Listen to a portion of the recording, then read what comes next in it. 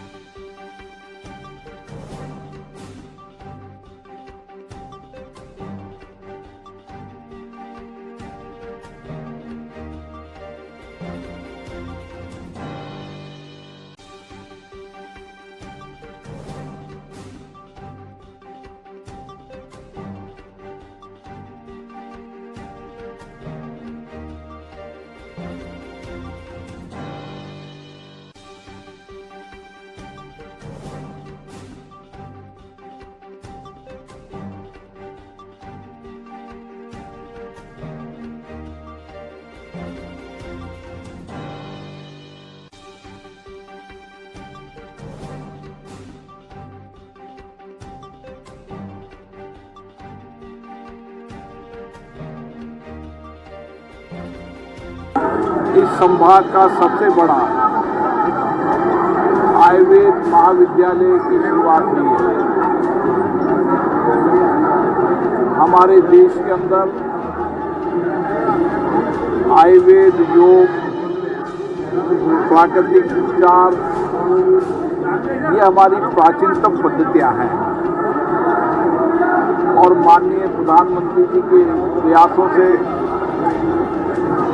इन प्राचीन पद्धतियों को, चाहे वह योग हो, चाहे वह आयुर्वेद हो, सारी पद्धतियों को आज दुनिया के अंदर लोकप्रिय हुई, जिससे व्यक्तियों का इलाज भी बेहतर होता है, उपचार पद्धति भी बेहतर है और उपचार के साथ रोगों को रोकने की क्षमता पैदा करने के लिए भी आयुर्वेद और आयुर्वेद औषधियों का महत्वपूर्ण योगदान है। हम सब मानते हैं कि भारत में ये प्राचीन पद्धति है, लेकिन प्राचीन पद्धति के साथ साथ आधुनिकता के अंदर भी आयुर्वेद और योग में नए रिसर्च, नए इनोवेशन हुए हैं और आयुर्वेद की कई औषधियों को भी नए रिसर्च होने से रोगों के परमानेंट इलाज के लिए ये औषधियाँ बहुत महत्वपूर्ण साबित हुई हैं और इसलिए दुनिया के देशों ने भी योग पद्धति के साथ साथ हमारी आयुर्वेद औषधि को अपनाना शुरू किया है। भारत हमेशा आयुर्वेद चिकित्सा पद्धति पर विश्वास भरोसा रखता है। कोटा के अंदर आने वाले समय में इस महाविद्यालय के साथ साथ एक वेलनेस सेंटर और खुलेगा ताकि हम पंचक्रम और दूसरी भी प्राकृतिक उपचार पद्धति आयुर्वेद की है उसको यहाँ पर लागू करेंगे और उसके साथ साथ एक 50 बीघा के अंदर आयुर्वेद चिकित्सा पद्धति की मेडिसिटी के रूप में भी यहाँ पर बनेंगे, जिसमें वेलनेस सेंटर के साथ पंचकर्या और आयुर्वेद प्राकृतिक चिकित्सा की जो भी पद्धतियाँ हैं उन पद्धतियों से बेहतर इलाज होगा ताकि व्यक्ति स्वस्थ रहे, शरीर से स्वस्थ रहे, मन से स्वस्थ रहे। शरीर और मन से स्वस्थ रहेगा तो अधिक ऊर्जा से काम करेगा। सांसद जी के नाम से ये जो हमारा पुराना हॉस्पिटल था ये स्वर्गीय दयाल जोशी जी के नाम से ये हॉस्पिटल रखा गया था। आने वाले समय में इस मेडिकल कॉलेज आयुर्वेद चिकित्सा पद्धति का जो कॉलेज आयुर्वेद कॉलेज है इसका नाम भी स्वर्गीय दयाल जी जोशी के नाम रखने का मैंने माननीय मंत्री से आग्रह किया है। मुझे आशा है मंत्री महोदय शीघ्र ही इस प्रस्ताव को मंत्रिमंडल में लेकर जाएंगे और इस मेडिकल कॉलेज जो आयुर्वेद चिकित्सा कॉलेज है उसका नाम भी स्वर्गीय दयाल जोशी आयुर्वेद चिकित्सा। बहुत सारी जड़ी बूटियाँ, पेड़ पौधे जो वन विभाग में भी अर्जुन की छाल, ऐसे न जाने कितने ऐसी जड़ी बूटियाँ हैं जिनके संरक्षण की आवश्यकता है, जो विलुप्त होते जा रहे हैं। हमको याद है कि जिस तरीके से संजीवनी बूटी लाकर हनुमान जी को नया जीवन जो है वैद्य सुषैन के द्वारा कहा गया और हनुमान जी लेकर आए और लक्ष्मण जी को नया जीवन मिला। ऐसी बहुत सी जड़ी बूटियाँ हमारे जंगलों में है, उनके संरक्षण की, उनके शोध की आवश्यकता है और वन विभाग और आयुर्वेद को मिलकर इस ओर प्रयास करना चाहिए कि उन जड़ी बूटियों को संरक्षित भी करें। भूमि, आंवला, तुलसी, काली हल्दी, ऐसी बहुत सारी जड़ी बूटियाँ हैं जिनसे व्यक्ति कैंसर जैसे रोगों से अपना बचाव कर सकता है, उनसे सही हो सकता है। तो निश्चित रूप से इन चीज़ों पर खोज होगी। हमारे माननीय ओम बिरला जी के कर्तव्यों द्वारा होने वाला है। मैं बहुत बहुत कोटा की जनता को बहुत बहुत धन्यवाद देना चाहूँगा कि उनके लिए एक आयुर्वेद, योग और चिकित्सा, सिद्धा, ये सारी चीज़ यहाँ उपलब्ध मिलेगी। जो आयुर्वेद जीवन जीने की कला सिखाता है, निश्चित रूप से लोगों को लाभ मिलेगा और अपने स्वास्थ्य को अच्छा रखने के लिए ये अच्छी सुविधा है। दवाइयों की हमेशा कमी रहती है आयुर्वेद की। दवाइयों की काफ़ी कमी रहती है कई बार। अभी तो कहीं अभी 2 साल में तो कहीं मैंने सुना नहीं आयुर्वेद की दवाओं की कमी, और दवा भी अच्छी कंपनी की, पहली बार क्वालिटी की कंपनी की दवाइयाँ आ रही है, ऐसा नहीं है। पर यहाँ पर अस्पताल में जब भी कोई मरीज आता है उसको बाहर अभी से तो दवाई नया ही तो बन रहा है यार, अभी तो पास आप वाला नया पास में। नया नया बन रहा है, इसके लिए आप ऐसे सब चिकित्सा की बात कर रहे हैं। आप बनता लगातार जा रहे हैं, क्या माहौल है? आज सीएम साहब भी आ रहे हैं। देखिए, भारतीय जनता पार्टी का कार्यकर्ता, दायित्ववान कार्यकर्ता हमेशा जनता के बीच में रहता है, और जनता को पूरा भरोसा है कि भारतीय जनता पार्टी एक ऐसी पार्टी है जो कहती है, जो करती है, और जिनका हमारा मुख्य सेवक प्रधान माननीय यशस्वी प्रधानमंत्री नरेंद्र मोदी जी जिस तरह से जो सत्ता संभाली, उसके बाद में इस हिंदुस्तान का नाम रोशन किया है और विकसित भारत का विजन लेकर चल रहे हैं, ताकि जो अंतिम कड़ी में अंतिम छोर पे व्यक्ति बैठा, उसको मैं जन कल्याणकारी योजनाओं से उनको समाज की मुख्य धारा में लाऊं। इस तरह की सोच रखने वाले, एक नीति और रीति से चलने वाली पार्टी भारतीय जनता पार्टी, जिसका आगे हमारे यशस्वी मुख्यमंत्री भजनलाल शर्मा जी उसी विजन को संकल्पित करते हुए विकसित राजस्थान का सपना लिया है, और इस सपने को पूरा करने के लिए हर वर्ग, हर जाति, हर धर्म के लोग भारतीय जनता पार्टी के रोड सेफ्टी को लेकर भी अभी करेंगे। एकमात्र राजकीय आयुर्वेद योग एवं प्राकृतिक चिकित्सा महाविद्यालय है।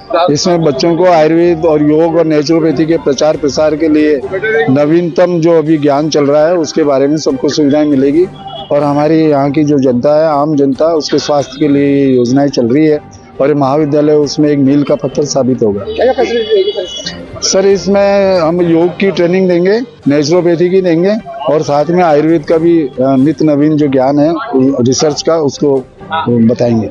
ये नया जो भव्य बना है, शुभारंभ हुआ है, इससे कितना लोगों को फायदा मिलेगा? सर, हमारा जो यहाँ पर जो जिला चिकित्सालय चल रहा है उसका हम विस्तार करेंगे, और रोगियों को और ज़्यादा सुविधाएं, यहाँ पर बेहतर सुविधाएं मिलेगी। यहीं पर, हाँ सर, अभी हमारे पास और डॉक्टर्स भी आएंगे, और यहाँ पर दवा भी यहीं बनेगी, और रोगियों को निःशुल्क आयुर्वेदिक दवाइयाँ यहीं से उपलब्ध कराई जाएगी। अभी जहाँ तक अस्पताल पास में चल रहा था, यहाँ पर कई बार होता था कि डॉक्टर को दिखाने के बाद दवाइयाँ बाहर से लेनी पड़ रही है मरीजों को। सर, उसके लिए अभी हमने, गवर्नमेंट ने हमें कुछ पैसा सैंक्शन किया है, और अब हमारी यहीं पे फार्मेसी चलेगी, तो फिर हमें ऐसी भविष्य में ऐसी दिक्कत आएगी नहीं सर।